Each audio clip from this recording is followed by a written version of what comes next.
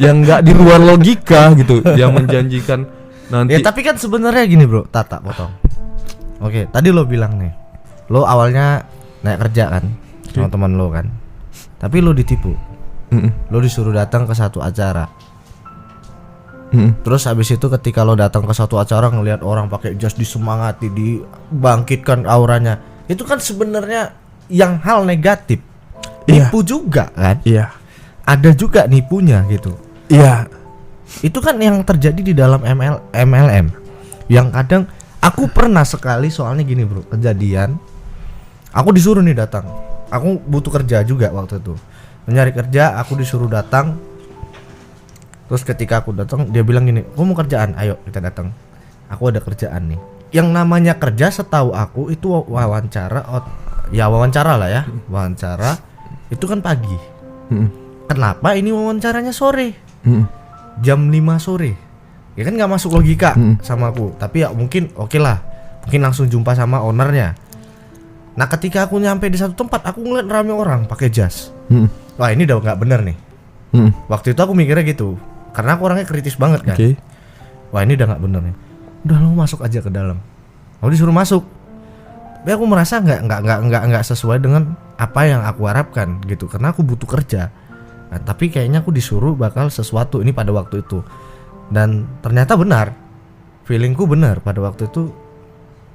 Ya orang di dalam itu ya lagi diprospek sama MLM. Ya mungkin nilai positifnya aku nangkapnya itu secara untuk ngerekrut, membentuk karakter. Ya, karakter untuk kita berani, karakter untuk kita public speaking. It's okay.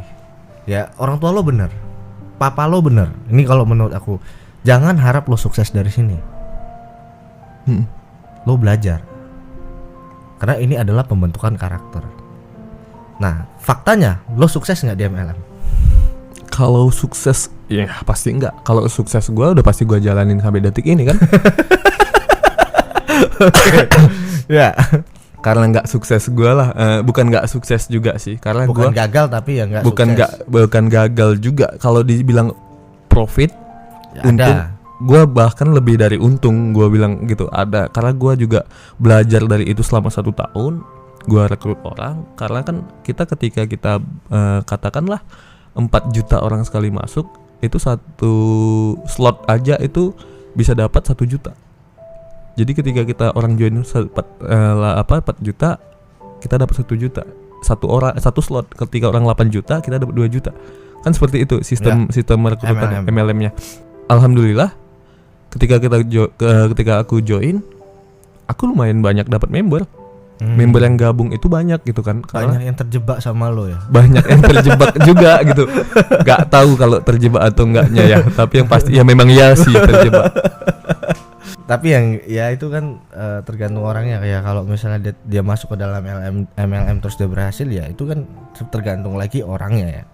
Dan kalau dia mikirnya rugi, ya itu tergantung cara pikir pandang orangnya. Karena juga ada produknya. Iya. Yang kalau yang aneh itu kalau misalnya MLM gak ada produknya kan gitu. Benar. Jadi sebenarnya MLM itu kan, kalau aku pribadi aku nggak terlalu mengebela juga, nggak terlalu menjatuhkan juga. Tapi sebenarnya yang salah itu oknum di dalam orangnya. MLM itu. Ya, kenapa? Bukan sistemnya yang bukan salah. Sistem. Kalau sistem itu oke, karena sistem MLM ini udah dibuat. Apa sih itu dropship? Dropship bahasa kasarnya adalah makelar online. Dimana kalau kamu pengen jualan online gak perlu punya barang. Kamu tinggal nyari orang yang punya barang. Kamu tinggal minta fotonya, nama produknya apa, harga produknya berapa, deskripsinya apa aja, beratnya berapa. Kamu tinggal ambil data itu semuanya, lalu kamu jualin produk tersebut.